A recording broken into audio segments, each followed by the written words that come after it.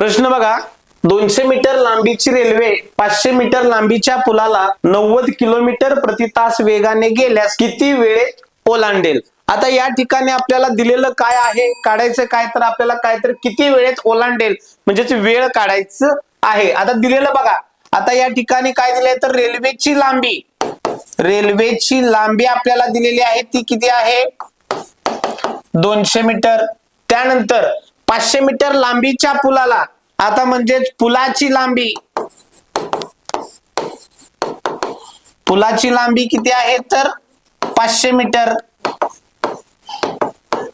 त्यानंतर त्या पुलाला ती 90 किलोमीटर प्रति तास या वेगाने ओलांडते. म्हणजेच त्या ठिकाणी आपल्याला काय दिलेला आहे तर वेग दिलेला आहे, तो वेग आहे 90 किलोमीटर प्रति तास दिलेला आहे आणि त्याच्यानुसार आपल्याला काय काढायचे तर वेळ काढायची आहे.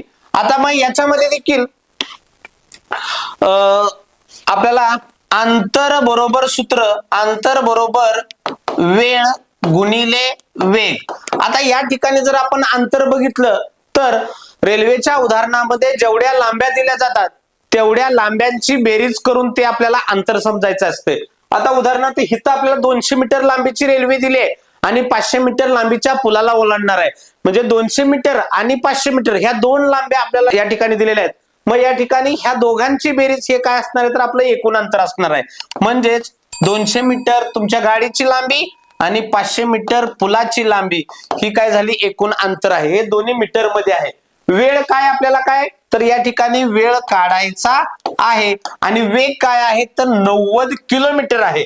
आता हे मीटर मध्ये आहे आणि इकडचा जो वेग दिलाय तो आपल्याला किलोमीटर मध्ये आहे. मग आता याचं रूपांतर आपल्याला सेकंदामध्ये करावं लागेल. मग हे करत असताना आपण पहिल्यांदा वेळ गुणिले 90 गुणिले 5/18, 18 × 18, 18 × 5 = 90, 5 × 5 = 25. म्हणजेच या ठिकाणी 200 + 500 700 बरोबर इकडं वेळ आहे आणि हे गुणिले 25. आता हे इकडं बरोबर चिन्हाचे इकडं गुणिले 25 आहेत, ते इकडे आल्यानंतर भागिले 25. 700 भागिले 25 बरोबर वेळ.